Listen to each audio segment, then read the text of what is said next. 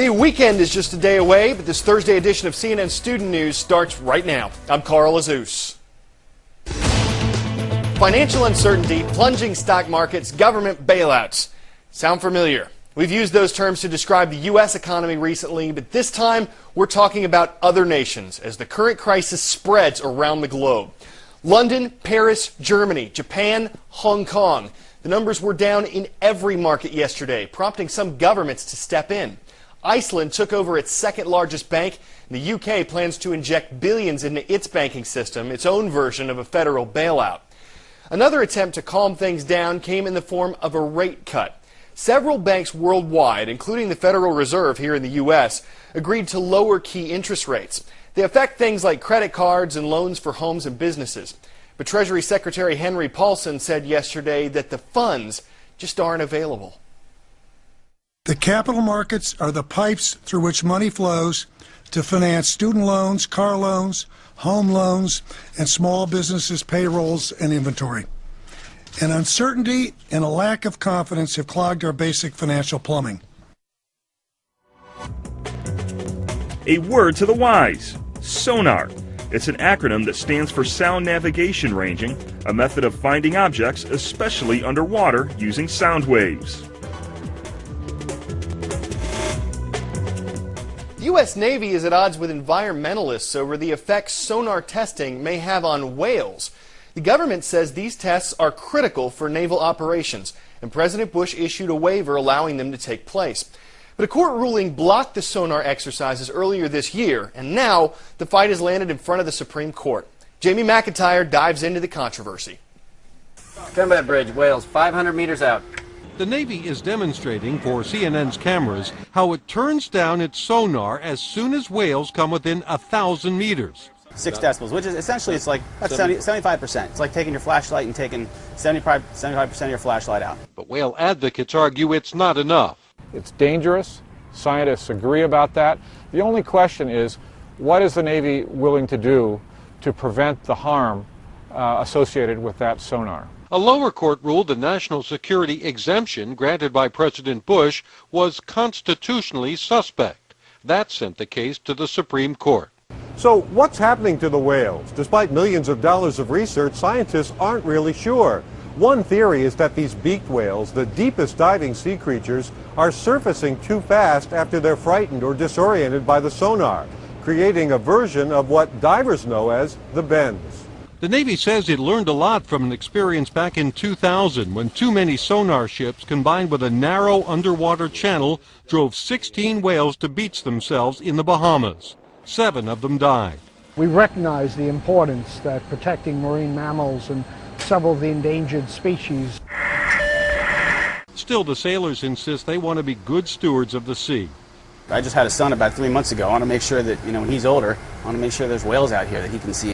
The science is inconclusive in terms of how much of a hazard sonar poses to sea mammals, but the High Court doesn't have to resolve that. It only has to decide to what extent the president can put warfare ahead of the welfare of whales.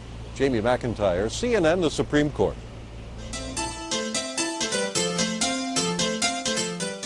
Jaime Escalante was born in La Paz, Bolivia in 1930. He followed in his parents' footsteps, becoming a teacher in his home country.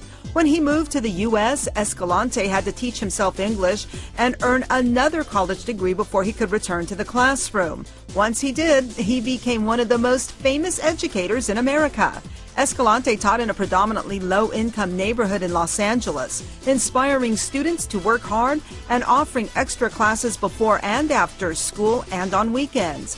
His career was immortalized in the movie Stand and Deliver, and he was inducted into the National Teachers Hall of Fame in 1999. Celebrating the life and achievements of Jaime Escalante this Hispanic Heritage Month. From teaching to teeth.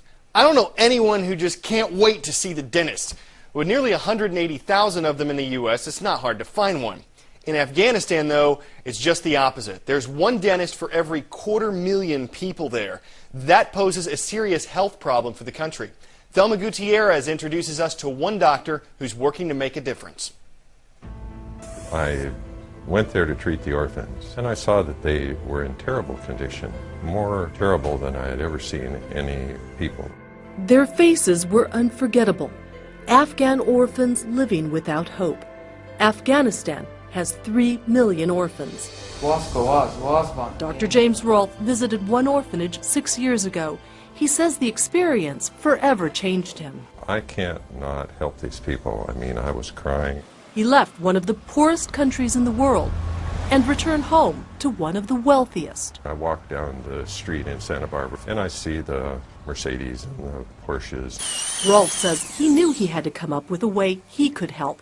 He decided what Afghanistan needed were dentists. They only have 134 dentists for 32 million people. That's one dentist for 250,000 people. And have 3 laboratory technicians working at once. So he got to work on a lofty plan to open up a clinic and a dental program. Here are all these orphans with no future and all these people that need dental care. Why can't we start a program to train them in dental technologies? We've got 2 dental chairs. But first, he would need a clinic.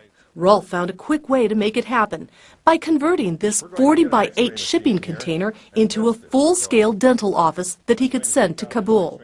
How much money does it take to retrofit these shipping containers to turn them into clinics? It took me 4,000 hours and 18 months and about $70,000. The result? A mobile dental office complete with 3 chairs, a room to sterilize instruments, and a lab. This is what Dr. Rolfe's vision looks like now. It's called the Afghanistan Dental Relief Project in Kabul, Afghanistan. The clinic is already up and running. Volunteer dentists from around the world keep the clinic staffed. They're provided with an apartment and a cook. Rolfe says his greatest accomplishment is the training program that is giving widows and orphans a brighter future.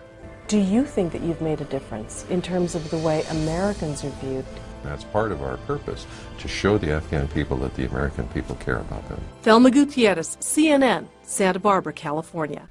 Think about all the stuff you need for school. When your town's been devastated by a hurricane, though, school supplies might be in short supply. Yesterday, we examined how a football team was helping its own community after Hurricane Ike. Today, Raquel Duncan of affiliate KBTV shows us how some students are helping other schools recover from this storm. One after another, students carried donated school supplies up the stairs of the Sabine Pass School. Rachel Olson is one of many students who needed items like a calculator and paper. Hurricane Ike took what she and these students need most, tools for a good education. It's very nice that they come and bring us stuff because we lost calculators and those are like $200 and we don't have money to buy that right now.